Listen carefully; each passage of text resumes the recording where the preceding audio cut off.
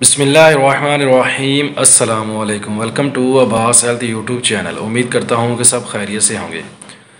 तो गाइस, कल की वीडियो आप लोगों ने मेरी देखी, इसमें मैंने आप लोगों के साथ बातचीत की थी, आप लोगों को बताया था कि मेरी इंशाल्लाह यानी कि कल से रेगुलर वीडियो जो है वो आनी जो है शुरू हो जाएगी। तो आज मेरी ये दूसरी वीडियो है और आज मैं आप लोगों के लिए एक सस्ता सा आसान सा एक टोटका सा लेकर आया हूँ, क्योंकि जिन दिनों मैं वीडियो नहीं बना रहा था उन दिनों बहुत सारे लोगों के जो है वो कमेंट भी आए थे और लोगों ने मैसेज वगैरह भी किए थे कि हमारे पाँव से बदबू बहुत आती है, क्योंकि सर्दी का मौसम है, बहुत ज़्यादा सर्दी है और शूज़ वगैरह पहनने पड़ते हैं, जिसकी वजह से तो उसके साथ यह है कि पाँव में से स्मेल आनी शुरू हो जाती है, बहुत ज़्यादा बदबू आती है, क्योंकि सारा दिन पाँव जो है वो शूज़ के अंदर रहते हैं, बंद रहते हैं और उसकी वजह से जब शाम को उतारते हैं तो बहुत ज़्यादा स्मेल आती है। तो उसी के लिए एक आसान सा एक मैं टोटका आप लोगों के लिए लेकर आया हूँ। इसमें सिर्फ ये है कि आप लोगों को थोड़े दिन थोड़ी सी मेहनत करनी पड़ेगी, तरद्दुद करना पड़ेगा, और लेकिन अगर आप इसको 10 से 15 दिन तक कर लेते हैं तो इंशाल्लाह लाइफ टाइम के लिए आपके पाँव से जो बदबू है वो ख़त्म हो जाएगी। वैसे तो इसके बहुत सारे और भी तरीके होते हैं, लेकिन ये जो तरीका है ये सबसे बेस्ट है और इसका फ़ायदा ये है कि लॉन्ग टाइम के लिए चलता है। करना आप लोगों ने क्या है कि सबसे पहले मेरे चैनल को सब्सक्राइब कर लें और साथ ही बेल आइकन के बटन पर क्लिक लाजमी करें, ताकि मेरी हर आने वाले वीडियो की अपडेट आपको टाइम पे मिल सके। तो क्योंकि आगे आगे जितने वीडियो मैं बनाने वाला हूँ नुस्खे जो है बहुत ज़बरदस्त और बेहतरीन नुस्खे जो है मैं बताने वाला हूँ, क्योंकि बहुत सारे नुस्खे जो हैं मैंने जब मैं आउट ऑफ कंट्री था तो मैंने बहुत सारे नुस्खे बताए थे।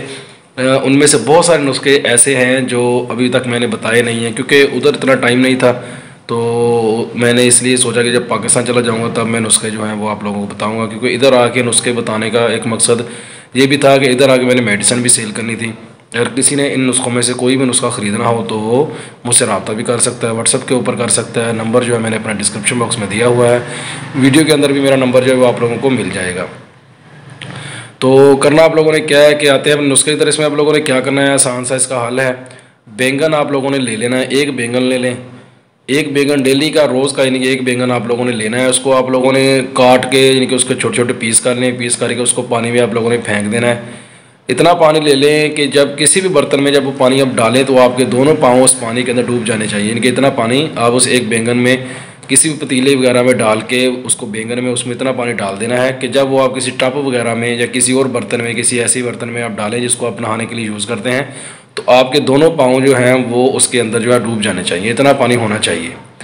तो वो अभी आप लोगों को मालूम हो कि आप कौन सा बर्तन यूज़ कर रहे हो, कोई छोटा बर्तन है, कोई बड़ा बर्तन है, या कोई टप छोटा है, बड़ा टप है, तो उसके हिसाब से आप लोगों ने पानी जो है वो डाल लेना है। इसमें पानी का कोई शुरू या कम ज़्यादा भी हो तो चलेगा। एक बैंगन काट के पानी के अंदर डाल के चूल्हे पे आप लोगों ने चढ़ा देना है। उसको आपने अच्छे से उबाल लेना है। उसको आपने कम से कम आधा घंटा हल्की आंच पे आपने उसको उबालना है। जब पानी को एक उबाला आ जाए, एक उबाला आने के बाद कम से कम 15 मिनट तक आपने उसको उबालना है। उसको उबालने के बाद आपने वो नीचे उतार लें, उसको नीम गर्म सा कर लें। जब देखें कि इतना गर्म, जितना गर्म आप बर्दाश्त कर सकते हैं उतना गर्म उसको रख के अपने पाँव जो है उस पानी के अंदर आपने डाल के बैठ जाना है, जब तक पानी वो फुल ठंडा नहीं हो जाता। पानी को जो पाँव आपने पानी के अंदर डाले हैं उसको आपने आस्ता आस्ता हिलाते भी रहना है, ये नहीं कि सिर्फ डाल के बैठे रहना है, आस्ता आस्ता आपने उसको हिलाते भी रहना है पाँव को।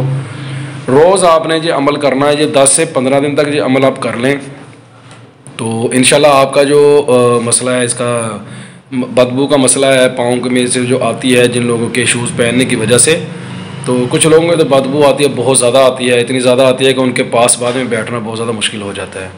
तो आप लोग इसको इस्तेमाल करें, इंशाल्लाह आपको इससे बहुत ज़्यादा फ़ायदा होगा, क्योंकि सर्दियों का मौसम है तो इसमें ही इस्तेमाल कर सकते हैं। गर्मी में तो शूज़ बहुत कम पहने जाते हैं, सर्दियों में शूज़ लोग पहनते हैं, सर्दी से बचने के लिए पहने जाते हैं, और रूटीन में भी लोग जो शूज़ पहनते हैं उन्होंने तो पहने ही होते हैं।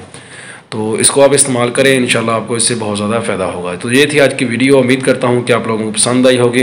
वीडियो पसंद आए तो लाइक करें, दोस्तों के साथ शेयर करें, दुआओं में याद रखिएगा। मिलते हैं किसी ऐसी ही नई वीडियो में, तब तक के लिए अल्लाह हाफिज़।